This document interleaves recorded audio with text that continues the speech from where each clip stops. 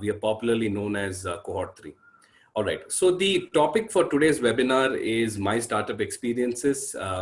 The reason I have titled it as 2.5 startups and counting is that, I have done a bunch of things over the last 10 years. Some of it are full-time, some of it is part-time in conjunction with my job.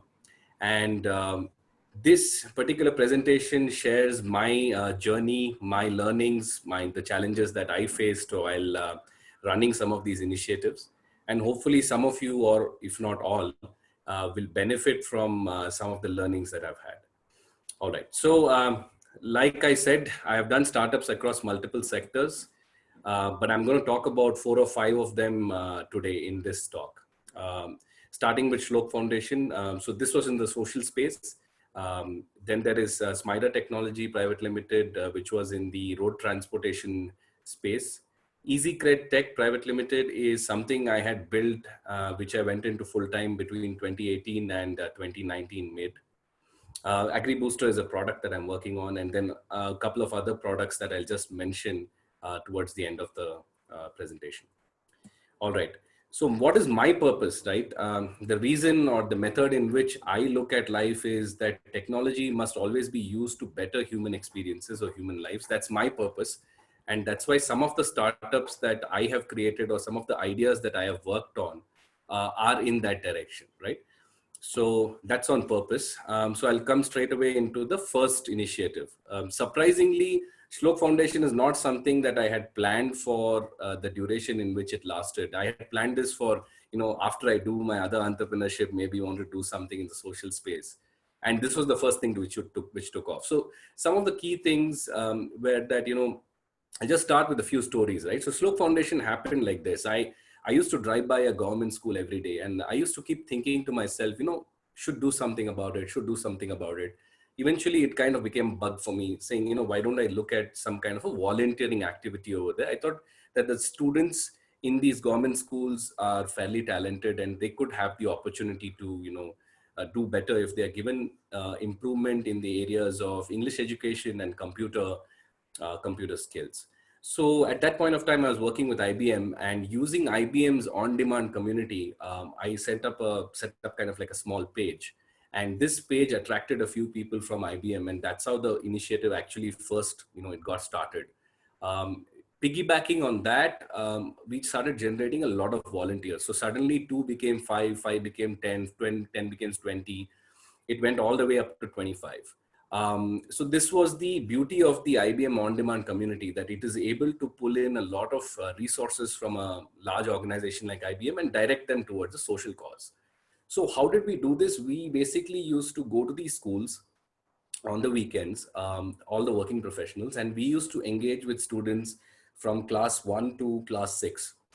Because what I believed is that students, if you catch them young and if you train them on the proper skill sets, they are certainly in a position to pick up more and get influenced in a very positive way. So we used to teach them computers, we used to teach them English, etc. How we managed to scale this up is that I started looking at nearby apartment communities, large apartment communities, which basically have a lot of people. For example, the apartment community where I stay has almost like 800 apartments. So you have a huge talent pool. We wanted to use some of that and then basically get them to come and volunteer. And that initiative also took off. At one point of time, Shlok Foundation, it started expanding in a very big way. And go to the next slide. And we had about 4 chapters in 2 cities. We spread to the local areas. We had a lot of local support as well. So what are my learnings here, right? I would request members to, go through this video, which is there at some, at their own convenience. But some of my learnings were that, great missions will always attract great people, and you don't need to pay them anything. They'll just come out of their shells and they'll come and actually do stuff for you.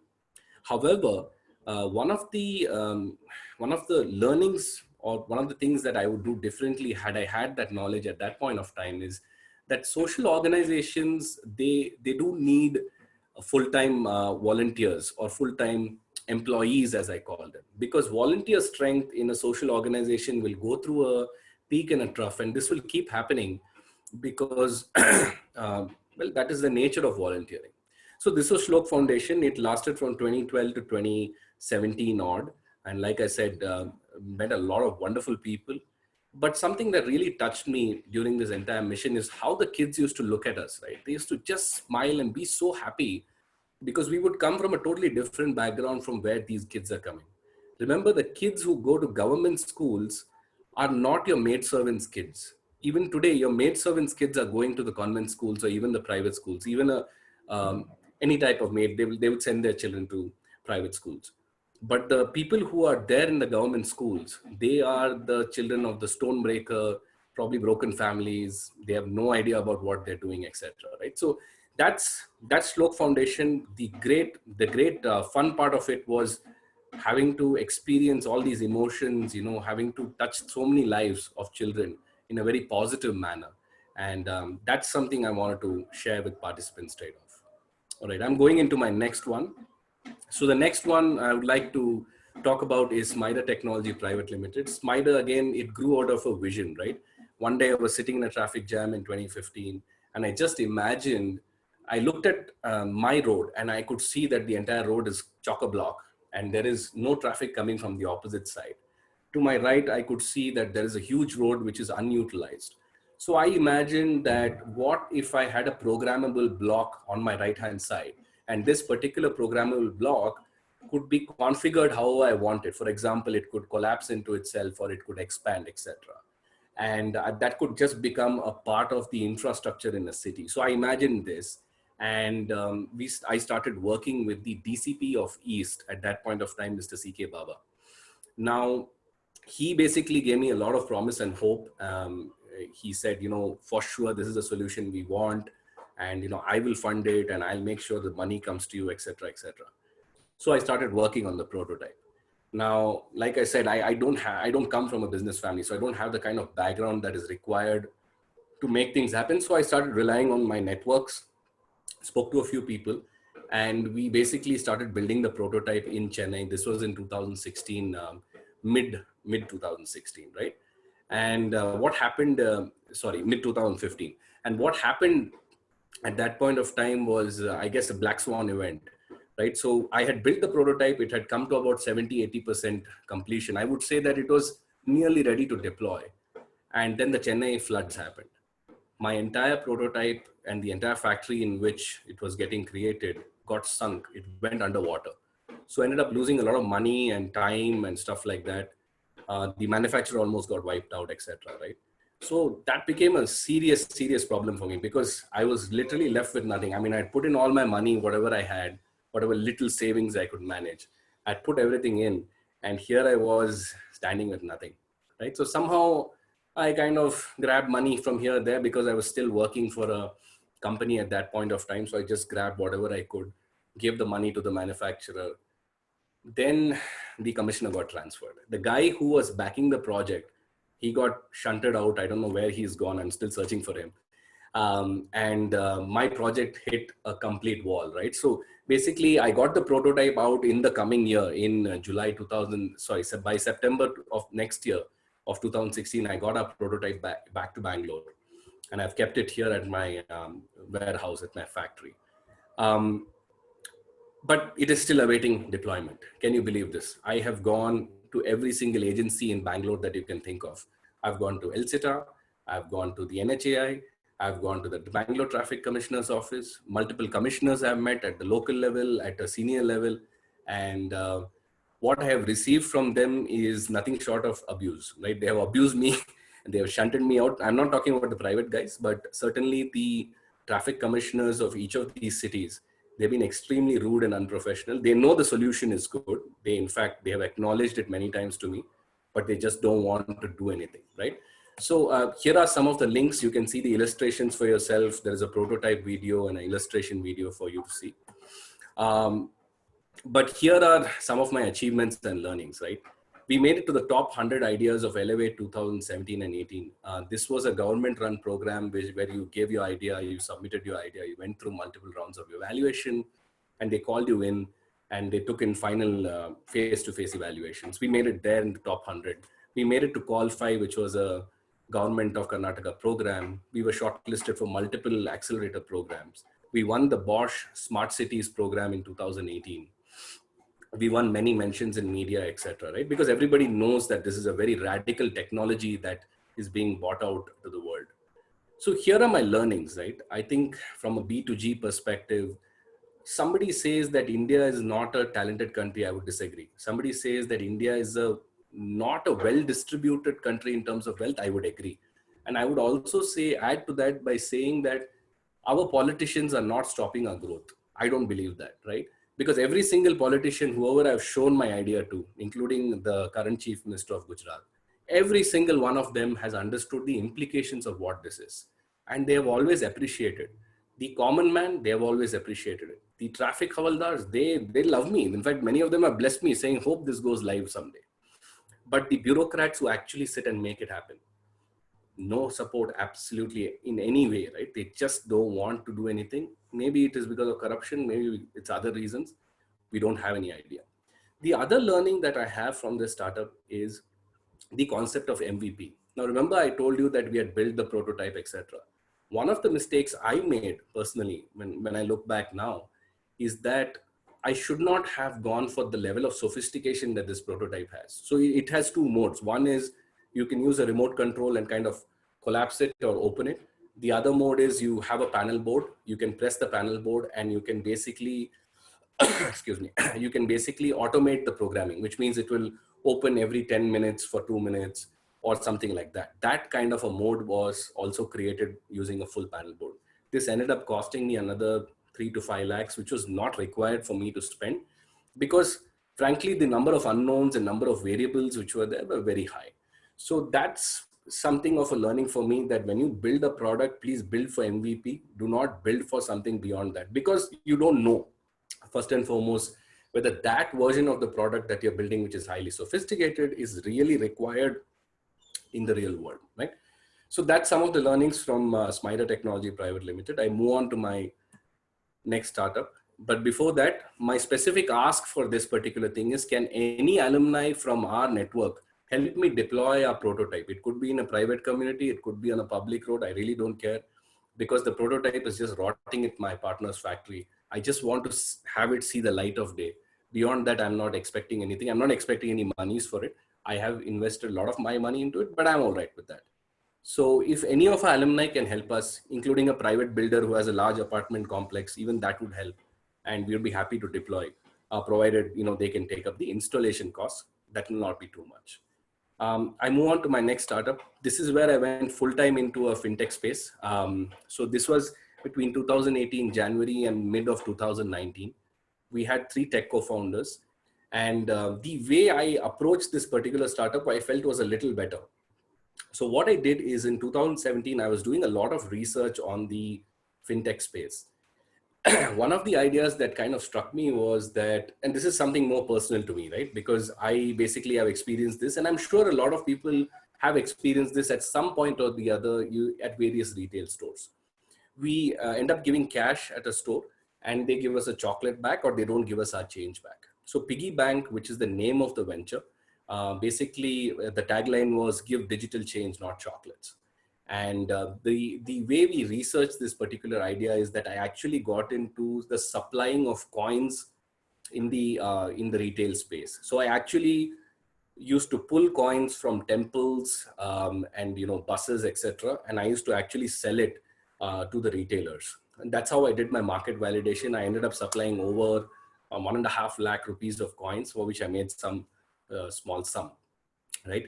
So the research indicated that in the coin market, as I call it, the coin market has a percentage scale of somewhere between 15 to 20%. So retailers today, if they have to get 1,000 rupees of coins outside of the banking network, which is what most of them are, they basically end up spending 1,150 or 1,200 for it. So that being the key case, and that being the problem I wanted to address from a people perspective, we got our Android app and our technology solution ready. I outsourced the development to a couple of folks I knew, and we started building. So it took us about 3 to 5 months, and in 3 to 5 months, our solution was ready. Like I said, the idea for me, or the vision for me, was to help individuals and organizations in retail And I'm specifically looking at the problem where customers paying cash and they're not getting their change. And this is there everywhere across India. It's a prevalent problem. It's being solved in different ways nowadays. Some people say take digital, etc. But still, when we did our startup full time, we realized that only about 40 to 50% of the entire transaction base was digital. Sorry, 40 to 60%. The rest of it was cash, depending on which guy you went and spoke to. So the value proposition, etc. I have mentioned some of the things which is there. This is from the original slide deck which we had made. And our idea was very simple. We said that we'll come in as a plug and play solution. So we could either be an Android app or some kind of an app on your phone, wherein you can use that to trigger a transaction to your customer. Using just their mobile number, you could push the money back to them. Or we could be a part of your point of sale system. We sit tightly coupled into your point of sale system. Whenever the customer is paying you cash, you just push out the money using this. So you don't use up all your coins and change to pay customers. Whoever is willing to accept just using their mobile number, they can accept it. So this would have worked on UPI. It worked also on Paytm wallets.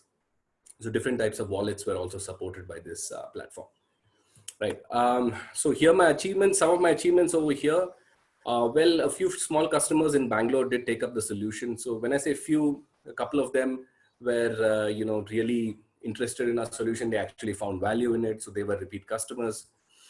We also had the chance to run this across 5 different segments, right? So we ran it across supermarkets, QSRs, also known as fast foods. We did it for medical stores. We tried it for toll booths. We tried it for cash on delivery companies. In all these segments, this particular problem is very acute, right? So we were trying to solve it, and we tried to target the large retailers. So some of the learnings over there, like for example, I know for a fact that Domino's, which was one of the entities we approached, they used to spend about 2 crore rupees on a coin procurement of about 10 crores annually.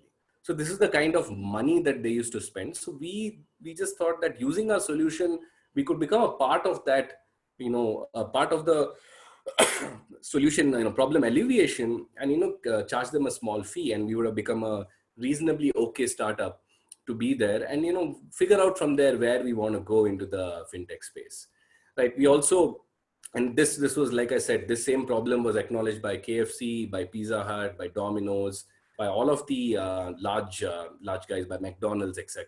So by all of these guys, this problem was acknowledged, and we certainly got that mind share in the space that, yeah, here's a startup which is solving something very specific to them. Some of my learnings from this particular venture, and this is because I went full time into it. One is I kept a reasonably good cash buffer before I got into this, because I knew the risks of what I was doing, because I was getting out of my full-time job and getting into something which is risky in its inherently. So I kept a reasonably good buffer of money so that I'm not troubled by anything in that time period. But the larger understanding or the larger learning that I have from this experience was, well, I had everything. We had the solution, we had the research, we had the team, we had the technology, we had everything, but we did not have the most important ingredient in Indian B2B, which is something I have understood over the last 1 year, which is relationships. Relationships are very, very important when you're trying to sell in India. So if I know you, you know me, if I'm going through my, let's say, my alumni network, that's a much easier route to take than to do a cold call or to approach yourself. A lot of time we ended up doing that, and that did not yield us results, because ultimately it's about, how do I trust this guy? Yeah, I understand he's got very good technology, etc.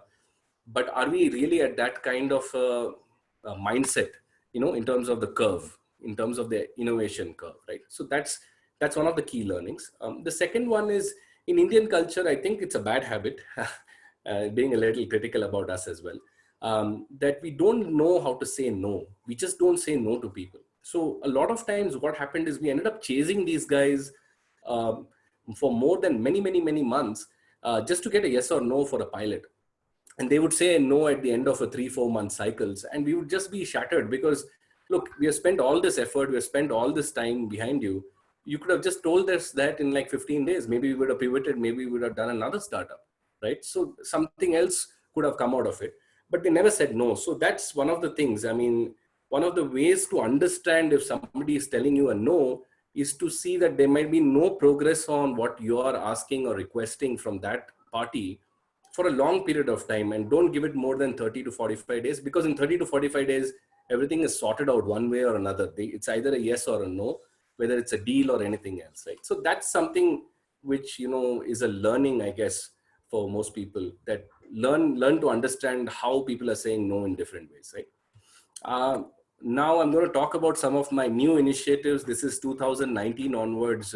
Just when I was getting out of my startup, I've gotten back into the regular job cycle. I'm currently working as a head of alliances and partnerships at a fintech startup, mid-sized company. But here are some of the other interesting things that I picked up while I was coming out, right? So first one is the Agri Booster solution. Now, originally, this particular solution, we were trying to market or sell this. It's an existing product, which basically descales your entire boiler or a cooling tower that you may have. And it's got tremendous traction. This has been in the market for the last 10 years. And we have tied up with the manufacturer to become the sales and marketing arm. Here, I'm basically playing the role of a sales guy and marketing guy. I'm not doing product manufacturing or inventory carrying. That's done by my partner. And we basically try to pitch to customers like Infosys, customers like Ascendas, customers like RMZ. These are some of our pitches that we made. HiCal, these are some of the pitches that we made. Having said that, well, again, the solution is very powerful, etc., but no uptake. So then at the end of that cycle, which is about 3 months from May 2019, I basically was going through my manufacturer's brochure, and then I saw something on Agri, and I started working on that. So that became very, very interesting, and that's where, tremendous traction, and we are at the cusp of breaking through some big things.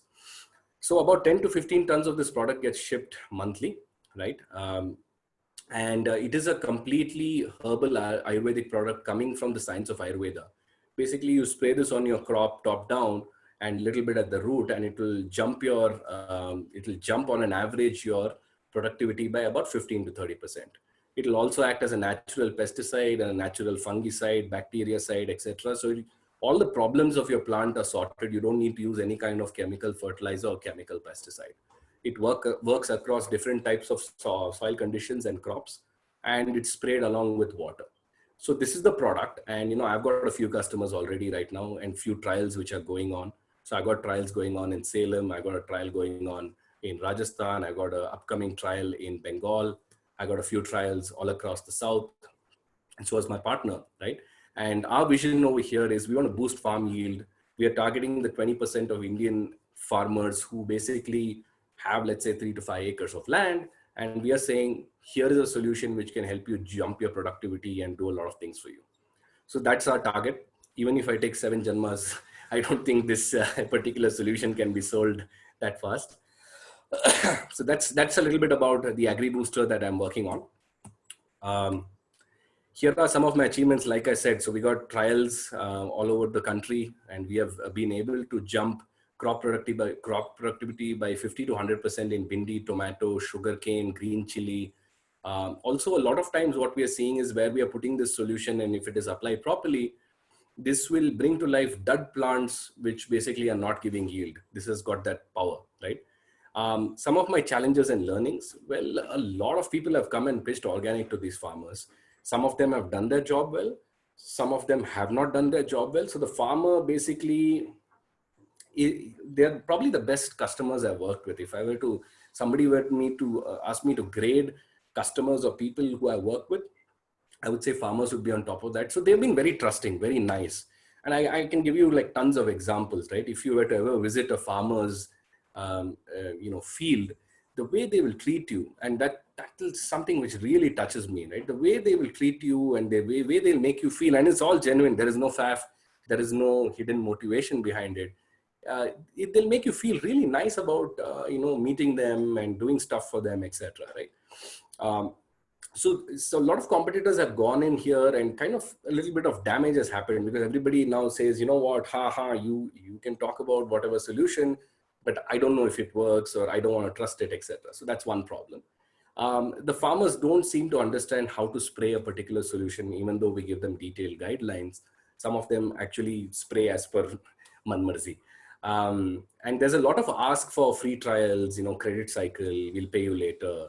That kind of a thing is there. So that's, so my learning is we don't do free trials, we don't do any kind of credit cycle, but we really love this segment for the kind of people that exist over there. And that's something which is phenomenal. If you ever get to work with farmers, I guess you would understand that, right? So this is on AgriBooster. My specific ask over here is I've listed all of this. I'm looking for farmers who are greater than 3 to 5 acres. I'm looking for bore-well drillers. I'm looking for distributors of agri products and blah, blah, blah, blah, blah. I've listed all of it. If any of you could help me with it, I would be most grateful. I'm going to my last project, and these are some of the things that I'm working on parallelly. Again, these are all parallelly with my job. So remember I spoke to you about Smider. So during the journey of Smider, I ended up meeting my mentor, who's one of the largest contractors for the BWSSB in Bangalore, which is the water sewerage board here. So he basically, so I was talking to him about an idea that I had in 2019 for a camera which I wanted to place at military installations out, looking out to detect any kind of intruders coming into the compound, right? So he said, can you do something similar, but can you do it for a manhole looking down? So then we started working on the technology. It's been about a few months, and now we are very close to a trial where we are going to be inserting these devices below a manhole. We have already received one successful trial result where we were able to measure the depth of the water which is flowing there. The problem that we are trying to solve over there is to prevent overflow of water from manholes, or to basically give a heads up and warning to these contractors that, you know what, the water level has surged by, let's say, 50% or 90% or 100%, and you need to probably look at the maintenance upstream or downstream, right? So that's something that they're not able to do right now. It's a black hole for them. So it's an IoT-based product that we're putting in. It can detect the overflow. It can detect any kind of toxic gases which are building up, and will help them improve their maintenance. My key idea here is I'm not going back to the government. I've told my mentor that he will be my customer. I'll deal only with him on the money aspect in case it ever goes to that level, right? That's something I'm doing. Vision is clearly mentioned there. I'll just come to the achievements. Like I said, we have done 2 rounds of testing on the product. It works well. We got to do communication and software flow. And we got to then look at scale. How can we scale, right? Challenges and learnings, of course, will the communication module work under a manhole? How will I work with the government, considering past experiences? And how do we work on revenue assurance in terms of pricing, etc., right? Other projects that I'm working on, this is something I've just taken up basis COVID 2019. We are trying to build a mini conveyor belt which will sterilize objects such as mobiles, etc., which go into hospitals. We are trying to work with a doctor that I know personally, and he is kind of being like the domain expert over this.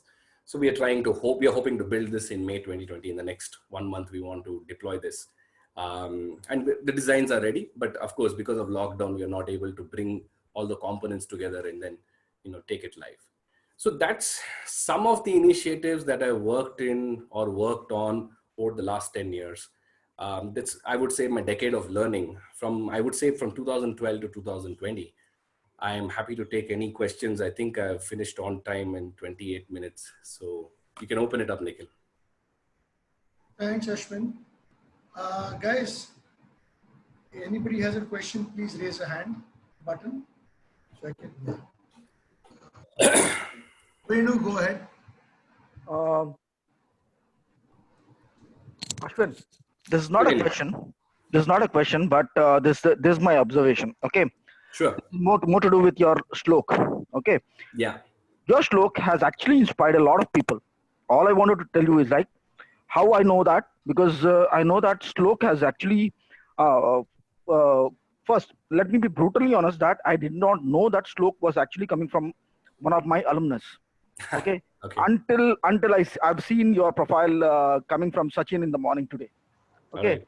Now, all I want to tell you is like your Shlok has its own impact. Okay. Let me tell you that TechM, Dell India, and Deloitte adopted this idea and they implemented it. How do I know it? Because I was part of them. Okay. Okay. So thank you very much for all that effort that you put and the idea behind the Shlok for taking it into something that can be actually achievable. Thank you. Thank you so much for the compliments, Ben. Really appreciate this. Next question. I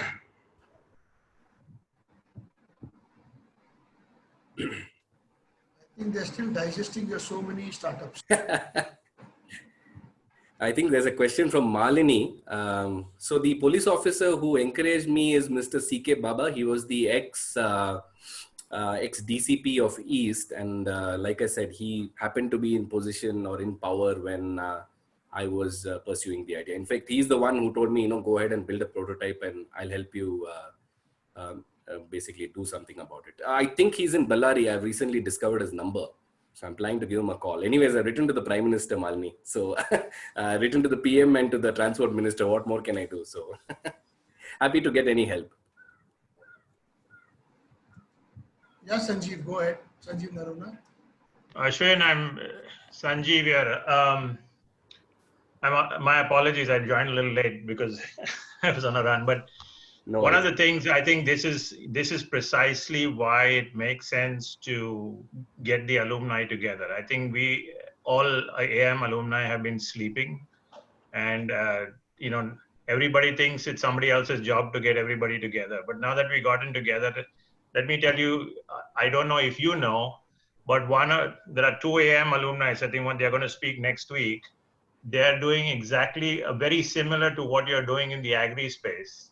Okay. But they're doing it with enzymes. Okay. Okay. Yeah. And they had come to me about 7-8 years ago, and I had seed funded them.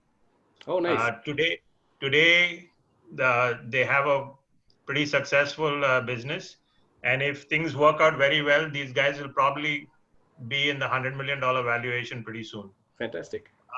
But this is the reason I think you should hook up with them, Anish and Chakra.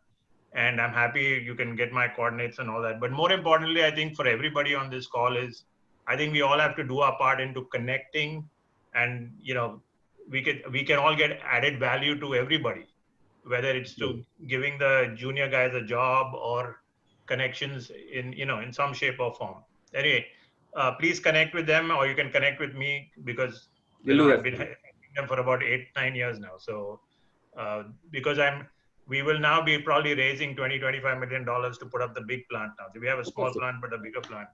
Fantastic. Fantastic, Sanjeev. Congratulations on that. You're on mute. Karthik Ramaswamy. Hi, Ashwin. Your resilience was really inspiring. I just wanted to ask you, in your venture with Smider, what kept you going despite knowing that the government bureaucrats would not be so responsive for the normal humans? What kept you going there? Yeah, so I think entrepreneurship is a little bit of madness. Sometimes an idea will just stick to your head and you will just want to keep trying. Well, I'm not being that resilient because I don't have it installed yet. But having said that, I don't know. I guess that's something that comes from my mother or something. She's always been the most perseverant about things. So I don't know. The answer is I don't know. I've just kept going. Even now, I'm just trying to get the prototype deployed, as I mentioned in my ask.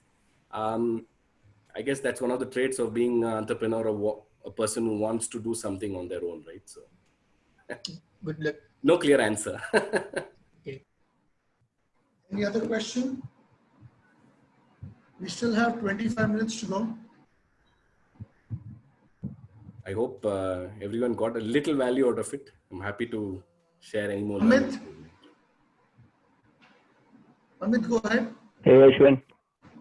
Hey, Amit, how are you? Yeah, good, man. Good to see you till now. I think we spoke last year.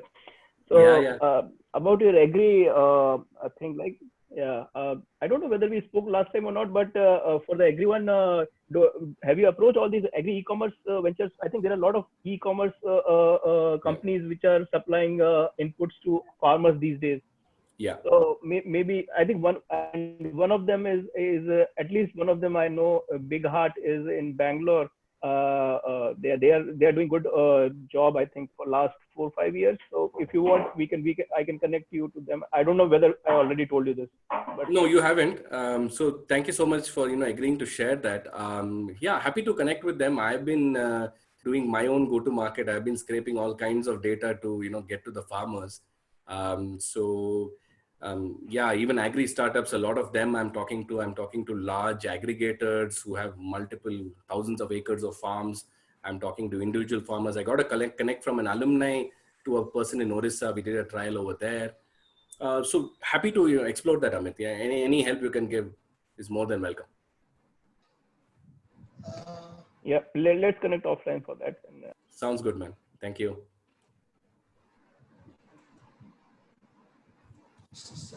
I think I left everybody too stunned. Maybe a whirlwind. Sandeep, call. Hi, Ashwin. Thanks for the presentation. So my question is, immediately after business school, you know, within 2 years, you went into entrepreneurship and you've been in and out of different ventures. Can you talk a little bit about how did your family take it? And, you know, what kind of, what went through in that aspect, if you can share a little bit about that. Yeah. So this is a tough one, right? So I come from a middle-class South Indian family. So they say, do a job. All your life you have to do a job. You should not do anything else. Right? So that's the kind of mindset that they have, right? So they never explored entrepreneurship 7 generations back, or I don't know what the future holds there, but not too much support from my parents, I would say, right? But after I got married, my wife has been very supportive with all my ventures. In fact, I discuss a lot of my ideas with her, and I find that women are probably the best consultants you can have. You don't even need an MBA or anything like that. They will just tell you 20 things about your business, which you probably need to fix immediately. So my wife's been fairly supportive. I've been using her consulting skills to run my business a little bit. And so in terms of how it worked in the beginning before my marriage, it was okay. I mean, there was no support, but there was no lack of support either. It was like, you're doing something, so go ahead and do it. You're kind of on your own. So you have to have a lot of mental resilience to push through things, because in India, things often tend to go more wrong than right. That's what my observation is. And a lot of things have to line up for things to move. Like, Sanjeev was mentioning his initiative with a couple of alumni, and how there is a lot of alignment which has happened, which I think those alumni, when they look back at it, they'll say, wow, that actually happened for us. And that's why it went the distance it went. So that's important from that perspective. From a family perspective, again, not too much of support. And I think that mindset is not yet there. Somebody's trying something, let's encourage, but it is neither discouragement, neither encouragement. So that would be my view. Pre 2014 to post 2014 has been good, and certainly encouragement has been there from my better half. I hope that answers your question. Nilesh Modi. Yeah. So hi Ashwin. Before I ask my question, so one point and one comment on this agri venture that you mentioned. So let us connect offline. So we as Reliance Foundation are also working with almost 7 million farmers. So I would like to, and I am personally also involved in working on the agri platform that we are building. So let us connect offline on that and let me understand your value proposition. That's one part. Sure. Second, coming to your presentation and the question I have seen all the ventures that you mentioned. All the ventures are too much apart, no adjacencies. So how do you maintain a focus, or how, because see, a venture which might have started with finance, maybe it can land up into e-commerce, but a venture might have started with something else and then landing up into a totally a different industry altogether, and a different, I would say a market altogether. How do you maintain that balance, and how does this emerge? Or how do you take a call on that? Okay, well, so I wouldn't say that each is linked to the other. They are actually 5 very distinct things. You would see that there are 5 distinct ideas which I have presented to you, on which I have worked on for a certain distance, right? So there is no interconnectivity per se, but there is learnings from each of these things which can, of course, always be horizontally applied. Doesn't matter which venture you're going to. So that's the first answer to your question. But how does all of this come to me? Well, I got, crazy ideas popping in my head all the time when I'm, driving on the road, when I'm like thinking, or when I'm writing something, or when suddenly it'll just pop in, and then I'll allow it to ruminate, and basically then I'll think about what is it that can be done. And then I start walking a little bit of a distance on it. So that's the way I kind of pursue ideas. And intrinsically, like I mentioned at the start of the presentation, that I have a purpose of technology being used to improve human lives. And that's always been my personal motto, right? It has to be directly touching people and helping them. So I guess somewhere it ties back into that, and that's how I kind of expand. And then I try to do my research, and then I try to do some validation. Of course, now I'm very, very clear that I do a lot more validation before jumping into anything. I make sure that I have enough evidence. When I say evidence, I mean sales, for me to commit to any idea and take it full-fledged. So that, I hope it answers some of your questions, but they are completely distinct. Like you said, you're absolutely right. They're completely distinct in terms of what they are. Harsh Sonawala. Hi, Ashwin. Harsh. Hey. So actually with the agri thing, can you maybe dwell a little more about how can it help, like say an individual farmer or even small villages?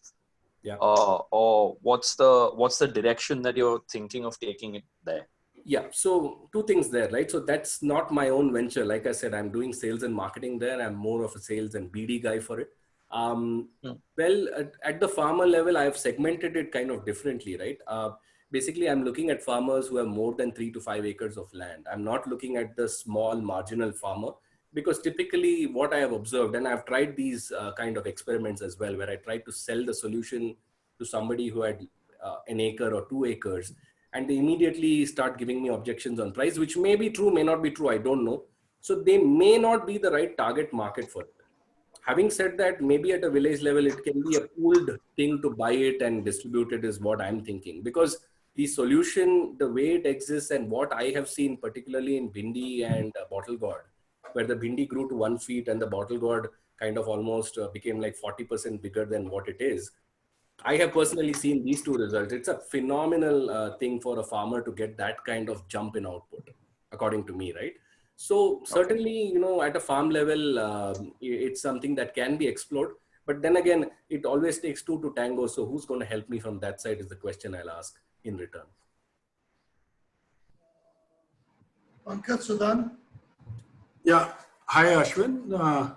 Good to see whatever you're trying to do. I have an observation taking away from what Nilesh Modi said. Yeah. I think what he hinted also was that, do you think trying to do too many things distracts you from doing what you should be doing? Because, whenever I tried my ventures, I'm also into a venture. I set up a school 5 years ago. It's been now 5 years. I've just done that. Before that, I tried to do things that, okay, I'll stand on this stool of a job and pay some money to somebody to do something. So I went into tourism, I went to rural tourism, I went into selling water on highways, all sorts of stuff. So my question to you is, do you think, having traversed this interesting journey, now it is better off for an entrepreneur just to stick to one thing and keep trying doing it? Well, the answer is obviously yes. The answer to your question is very obviously yes. I think that there is a way to measure that though, whether you have got the right idea in place or not. And the way to measure it is to actually see what is the traction that you have generated. Now, in some of these ideas, and especially the first 2-3 ideas, in the first idea, which was Shlok Foundation, I actually got traction. For a couple of years, you could see that there was a certain flow happening. But when you say distractions, right, I understand what you're saying. I understand the perspective that an entrepreneur cannot get focused on 5 things. But this can work if, and this is my view again, if your team is more competent than you. So that's kind of the answer to the question that you're looking for, that always try to create, and that's been my effort now for the last couple of years, that the team that is there, which is supporting me, they basically are probably smarter than me or better than me in many aspects. Maybe 1 or 2 aspects I'm a little ahead, that's it. But maybe they're phenomenal in their own decision-making prowess.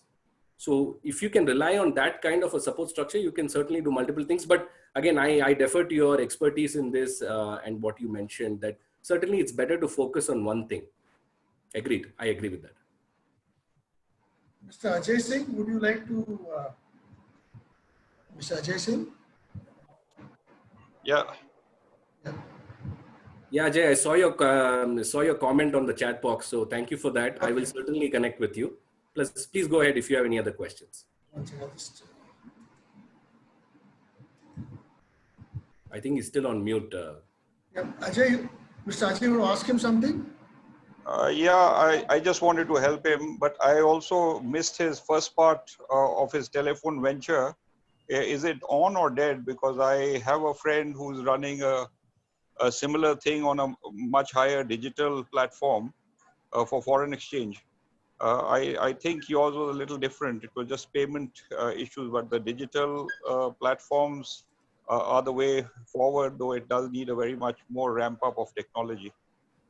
Sure, something to explore, but I might not commit too much time into it. So I'm just being a little upfront to it. Like all of them said, I need to focus on a few things. I'm focusing on my agri product and my IoT venture to a certain extent. But I'll certainly connect with you, Ajay, offline and then see. All right, thanks. What is it that we can do together? I'm not too sure though at this point of time.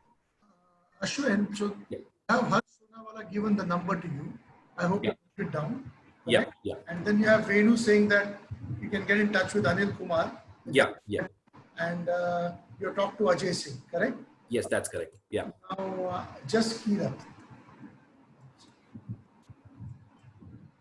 Yeah, just Kira. Yeah, sure.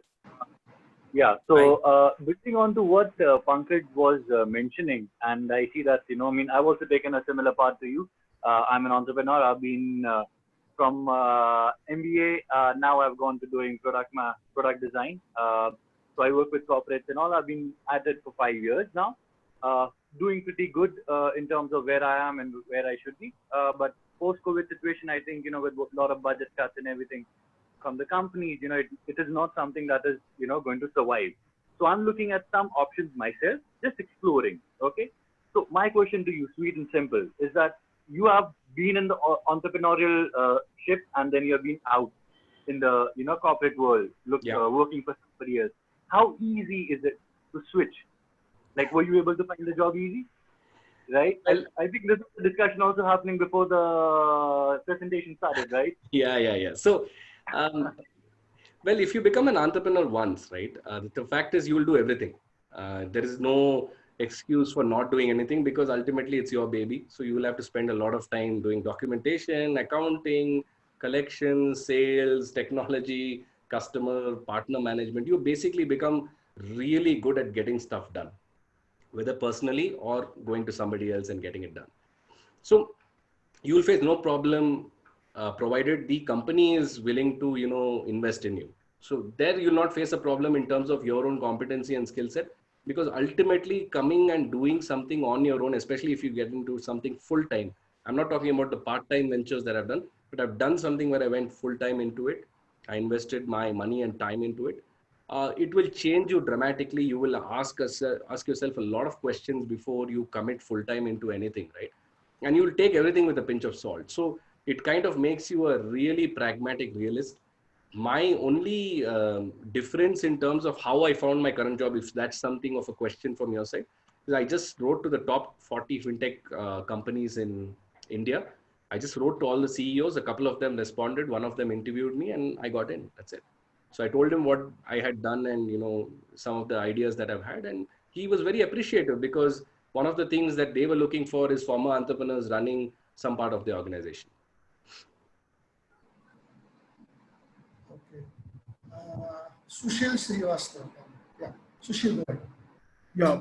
Ashwin, I'm from 2008 batch and I'm quite agree with Mr. Pankaj Sudhan's comment because since 2008, I also started my entrepreneurship ventures. And I started art venture, then I moved to Philippines. I started the fintech company like that. Then again coming back, then I started again art venture, then franchisee business. Then I started my restaurant business. Then also I started my teaching business. So again, if you are changing businesses so many times, so you cannot perform well. Obviously, there are so many reasons.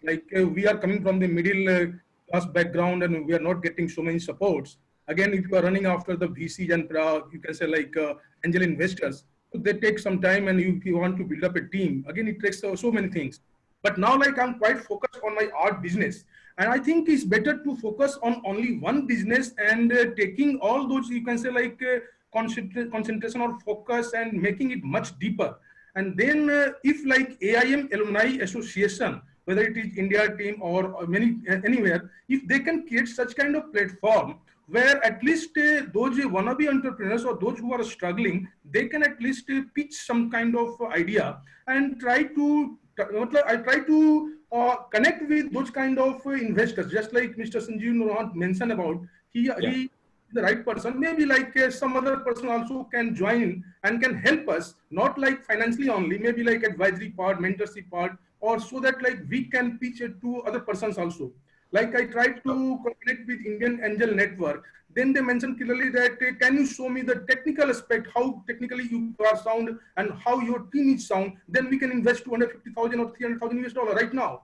So if like we have the right kind of team, whether like making through like our alumni association, it will be better.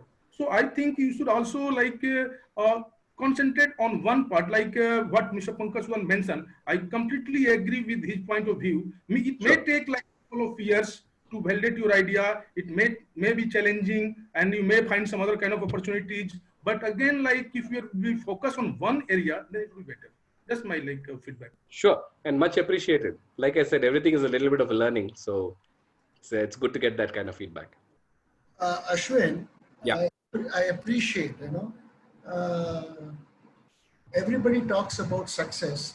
You have been very upfront and you have very, I could say, opened your soul and told what's gone wrong and what learnings are there. My only suggestion, I can't say, my only suggestion is now those learnings you should capture and make it into your strength, because I know life is a learning process, but if we go on learning and we do not consolidate those learnings and bring it into a big enterprise, it becomes difficult after a period of time. Agree. So I appreciate the way, I think in today's post-COVID world, you are the most malleable, flexible person, adaptive person, and resilient person. So I think you can be a good life coach also. Think about it. I'm not kidding, because yesterday I was hearing Murato's, Professor Murato's speech in the morning, and he said that when people think about themselves, they don't get creative ideas. But the moment when they become altruistic, okay, and start thinking for the common good, the creative juices come. And when you become altruistic, I'm speaking from personal experience, all this what I'm doing is altruism. There's no connection for this, but it's helping me to be a better person and helping me in my business. So your approach, what you have learned in life, I think this is one aspect you should look into. Just a suggestion. Sure thing. Much appreciated.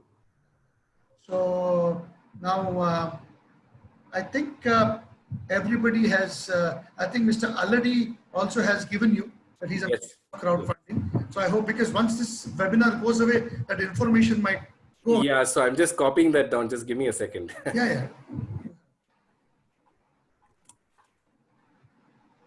Yep. Already has said that, and I think other Shiv Susarla also has given some website. Yep. So I hope you have written all that, because today's webinar compared to the other webinars, there has been a more interactive thing, and CP dono side se hua hai. Many people questioning you, many people helping you. So I hope overall it will be a very good thing for you. Yep, certainly. If this webinar benefits you and the... Absolutely. So that is the thing. So I think there are no more questions. So we will be finishing before time. But thank you everybody for joining in, and see you tomorrow. Yeah, thank you so much everyone. Thanks for your time. Really appreciate this.